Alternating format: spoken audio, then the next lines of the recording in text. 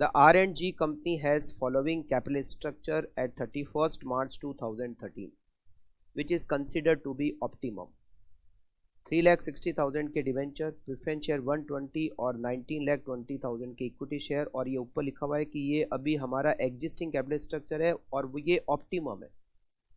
Optimum का मतलब है कि हमने जिस वेटेज में अलग अलग सोर्स से फंड कलेक्ट किया हुआ है वो ऑप्टिमम वेटेज है। मतलब अभी हमारी टोटल कैपिटल अगर देखा जाए तो 24 लाख है, तो उसमें डिबेंचर से अरेंज किए हुए 3,60,000 डिवाइडेड बाय 24 लाख, मतलब अभी हमारी कैपिटल में डिबेंचर का वेटेज है 0.15, प्रेफरेंस का वेटेज है 0.05 और इक्विटी का वेटेज है 0.80। तो ये कह रहा है कि ऑप्टिमम का मतलब ये हुआ कि जो ये अभी हमने जिस तरह से जिस वेटेज में कैपिटल को अरेंज कर रखा है, आगे फ्यूचर में भी अगर हम कैपिटल अरेंज करेंगे एडिशनल तो उसमें डिबेंचर का वेटेज 15%, प्रेफरेंस का 5% और इक्विटी का 80% रहेगा। कंपनी शेयर की current market price 27.75, expected dividend 50% of 2013 EPS. पिछले 10 सालों के ईपीएस आपको दे रखे हैं, ये 1 से बढ़ते बढ़ते ये हो गए 2.773। हम इससे ग्रोथ रेट निकाल सकते हैं। अगर आप चेक करोगे तो 12% ग्रोथ रेट आ रही है। देखो यहाँ से यहाँ 12% बढ़ रहा है, यहाँ से आगे 12 बढ़ रहा है, आगे 12% प्लस 12% करते जाओ, आपको वैल्यू मिलती जाएगी। मतलब ग्रोथ रेट इज 12%। कंपनी नए डिबेंचर इशू कर सकती है जिस पर रेट ऑफ इंटरेस्ट होगी 14%। कंपनी डिबेंचर की सेलिंग प्राइस 98 होगी। नया प्रेफरेंस शेयर बेच सकते हैं 9.8 में और डिविडेंड होगा नए प्रेफरेंस शेयर पर 1.2। टैक्स की रेट 50%। आपको नए डिबेंचर, नए प्रेफरेंस शेयर और इक्विटी की कॉस्ट को कैलकुलेट करना है। ए पॉइंट, सबसे पहले केडी नए डिबेंचर की कॉस्ट, रिडीमेबल है नहीं, ना तो प्रेफरेंस शेयर ना ही debenture. Interest 1 minus T divided by net proceed multiply by 100। नए डिबेंचर पर इंटरेस्ट की रेट 14% है तो 14, 1 माइनस टैक्स की रेट आपको क्वेश्चन में दे रखी है 50%, 0.50, और नए डिबेंचर की सेलिंग प्राइस दे रखी है 98 multiply by 100। 7 divided by 98 into 100, it is 7.14%। नए प्रेफरेंस शेयर की cost, preference dividend divided by net profit into 100। एक प्रेफरेंस शेयर का डिविडेंड नए प्रेफरेंस शेयर पर दे रखा है 1.2, net profit 9.8। 1.2 divided by 9.8 into 100, 1.2 divided by 9.8 into 100 equals to 12.24%। K ई या के आर कुछ भी हो, तरीका तो सेम है। फॉर्मूला होगा D1 divided by net proceed into 100 plus growth rate. Expected dividend दे रखा है 2013 के अर्निंग पर शेयर का 50%। 2013 की अर्निंग है 2.773, 2.773 का 50% होता है 1.3865, 1.3865, it is D1। Net profit में एक शेयर की मार्केट प्राइस दे रखी है हमें 27.75, 27.75 इंटू 100 और ग्रोथ रेट 12% आएगी ईपीएस के ट्रेंड के हिसाब से। 1.3865 divided bye 27.75 into 100 plus growth add करोगे तो 17% आपकी के आ जाएगी। फिर इसका बी पॉइंट में लिखा है मार्जिनल कॉस्ट निकालो। अब देखो मार्जिनल कॉस्ट का मतलब होता है एक्स्ट्रा कैपिटल, जो एडिशनल कैपिटल है उसकी वेटेड एवरेज कॉस्ट। यहाँ पर हमें दे ही नहीं रखा है कि एडिशनल कैपिटल कितनी, तो चाहे एडिशनल कैपिटल कितनी भी होगी हम उसको जो अरेंज करेंगे उसका वेटेज डिबेंचर 15%, प्रेफरेंस शेयर 5% और इक्विटी शेयर 80% से अरेंज करेंगे। तो हम सीधा सीधा मार्जिनल कॉस्ट वेटेज से निकाल सकते हैं, हमें अमाउंट की जरूरत ही नहीं है। अमाउंट चाहे कितना भी हो, हमने फिक्स कर रखा है कि वेटेज यही रहेगा। और ऊपर लिखा हुआ भी ऑप्टिमम स्ट्रक्चर है, मतलब वेटेज चाहे एडिशनल कैपिटल अरेंज करेंगे तो भी वेटेज यही रहेगा। एडिशनल कैपिटल चाहे कितने भी होगी उसमें डिबेंचर का वेटेज होगा 0.15, प्रेफरेंस शेयर का वेटेज होगा 0.05 और इक्विटी शेयर का वेटेज होगा 0.80, वेट की टोटल 1। कॉस्ट, नए डिबेंचर की कॉस्ट हमने कैलकुलेट की 7.14%, नए प्रेफरेंस शेयर की कॉस्ट कैलकुलेट की 12.24% और इक्विटी की कॉस्ट 17%। मार्जिनल कॉस्ट मतलब weighted average cost of additional capital 0.15 multiply by 7.14, it is 1.071%।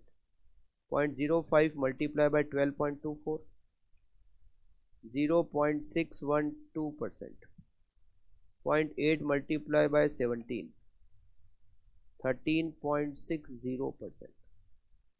1.071 plus 0.612 plus 13.6, it is 15.283% marginal cost of capital. Point number C, how much can be spent for capital investment before new ordinary share must be sold, assuming that retained earning available for next year investment are 50% of 2013 earnings. C point ये कह रहा है कि मान लो हम नए share issue नहीं करना चाहते, बट हमारे पास रिजर्व अवेलेबल है। कितना? 2013 के प्रॉफिट का 50%। तो हम उससे कितना नया इन्वेस्टमेंट कर सकते हैं? मतलब हमारे पास रिटेन्ड अर्निंग अवेलेबल कितनी है, पहले तो ये कैलकुलेट करते हैं। रिटेन्ड अर्निंग्स अवेलेबल 2013 की अर्निंग का 50%। 2013 में अर्निंग पर शेयर है 2.773 और नंबर ऑफ शेयर है 2 लाख। इसका 50% हमें रिटेन्ड अर्निंग अवेलेबल है। 2.773 इंटू 2 लाख, इसका 50% होता है 2,77,300। It is reserve and surplus available to us. Retained earning, ये जो पैसा होता है वो किसका होता है? इक्विटी शेयर होल्डर का ही होता है। और हमने डिसाइड कर रखा है कि हम जितना भी इन्वेस्टमेंट करेंगे उसमें 80% जो पैसा होगा वो इक्विटी शेयर होल्डर का होगा। Retained earning equals to equity share holder fund. Equity share holder fund ही होता है ये, इक्विटी शेयर होल्डर का ही पैसा होता है रिटेन्ड अर्निंग। और रिटेन्ड अर्निंग और equity share holder fund, equity share holder fund का पैसा नए इन्वेस्टमेंट में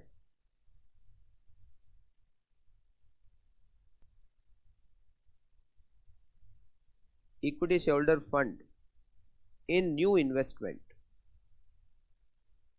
शुड बी 80%, शुड बी 80%, मतलब 0.80।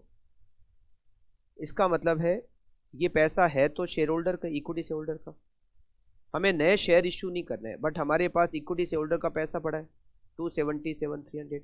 तो हम इस पैसे को यूज करके कितना इन्वेस्टमेंट कर सकते हैं?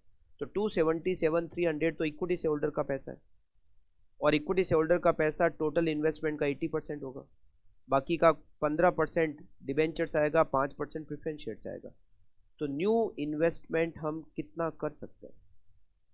New investment 2,77,300 divided by 80%। हम नया इन्वेस्टमेंट कर सकते हैं 3,46,625। Last point D, What will be marginal cost of capital, cost of fund raised in excess of the amount calculated in part C? अब ये जो C में हमने कैलकुलेट किया, अगर मान लो इससे भी ज़्यादा पैसा अरेंज करना हो तो हमें नए शेयर इशू करने पड़ेंगे। वापस से मार्जिनल कॉस्ट निकालनी है। If the company can sell new ordinary share, अगर शेयर की प्राइस 20 रुपये हो जाए तो पहले शेयर की प्राइस क्या थी? 27.75, मतलब हमें के को चेंज करना पड़ेगा। डेब्ट की कॉस्ट और प्रेफरेंस कैपिटल की कॉस्ट चेंज नहीं होगी। वापस से मार्जिनल कॉस्ट निकालो तो रिवाइज्ड के ई D1 1.3865, वहाँ जो हमने 27.75 लिया था उसकी जगह हो जाएगा 20 into 100, growth rate 12% equals to 1.3865 divided by 20 into 100, plus 12 18.93%. Calculation of marginal cost of capital. हमारा जो फंड होगा वो 80% इक्विटी शेयर्स आएगा, 15% डिवेंचर्स आएगा और 5% प्रेफरेंस शेयर्स आएगा।